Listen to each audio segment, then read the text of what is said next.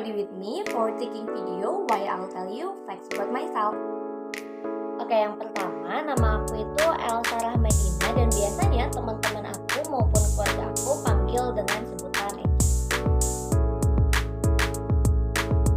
Selanjutnya, aku itu kelas 12 di SMKN Negeri 1 Garut dengan jurusan Manajemen Perkantoran dan Layanan Bisnis.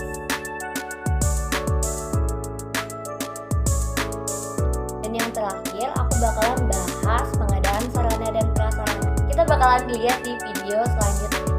Nah, sekarang aku bakal bahas tentang pengadaan sarana dan prasarana, mulai dari pengertian, tujuan, prinsip, metode, sistem, hingga etika sarana prasarana. Pengertian pengadaan menurut Perpres RI nomor 54 tahun 2010 bab 1 ayat 1 yang menyatakan bahwasannya pengadaan merupakan kegiatan untuk memperoleh barang dan jasa oleh kementerian, pemerintah, maupun satuan kerja untuk menambahkan dan memenuhi kebutuhan barang dan jasa dengan menciptakan suatu yang semulanya berkurang atau belum ada gitu. Nah, menjadilah tercukup maupun tersedia.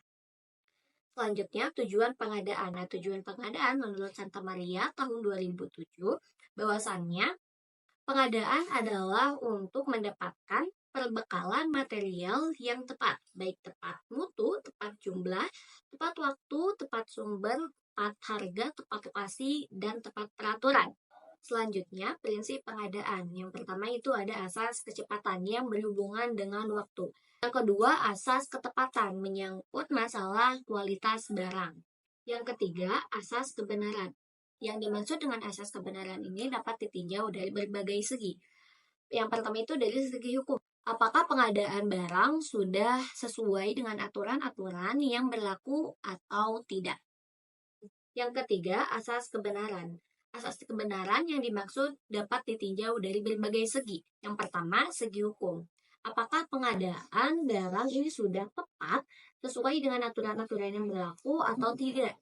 Nah, yang keempat itu asas pengamanan. Asas pengamanan ini terkait dengan kebutuhan barang dari pengirim sampai di gudang pengguna.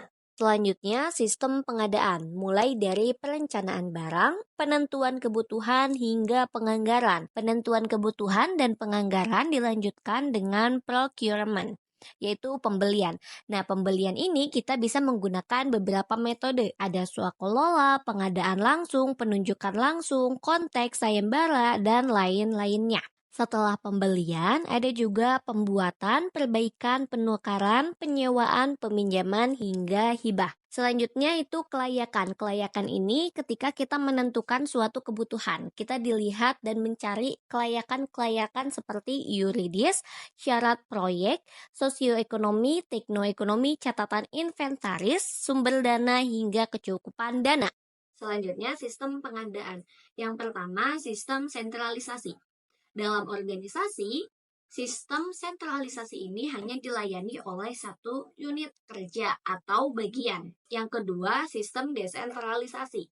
Pengadaan perbekalan sistem desentralisasi yang diserahkan kepada masing-masing unit kerja. Ketiga, sistem campuran. Sistem campuran ini kombinasi antara sistem sentralisasi dan desentralisasi. Yang ketiga, sistem campuran. Sistem campuran ini kombinasi antara sistem sentralisasi dan sistem desentralisasi. Yang terakhir, etika pengadaan. Para pihak yang terkait dalam pelaksanaan pengadaan barang jasa harus mematuhi etika sebagai berikut. Yang pertama, melaksanakan tugas secara tertib. Yang kedua, bekerja secara profesional dan mandiri. Yang ketiga, tidak saling memengaruhi baik secara langsung maupun tidak langsung. Yang keempat, menerima dan bertanggung jawab atas segala keputusan. Yang kelima, menghindari serta mencegah terjadinya pertentangan kepentingan para pihak yang terkait. Yang keenam, menghindari dan mencegah terjadinya pemborosan. Ketujuh, menghindari dan mencegah penyalahgunaan wewenang. Yang kedelapan, tidak menerima, tidak menawarkan atau tidak menjanjikan untuk memberi atau menerima hadiah imbalan komisi dan ramuan. Who's that Pokemon? It's Pikachu!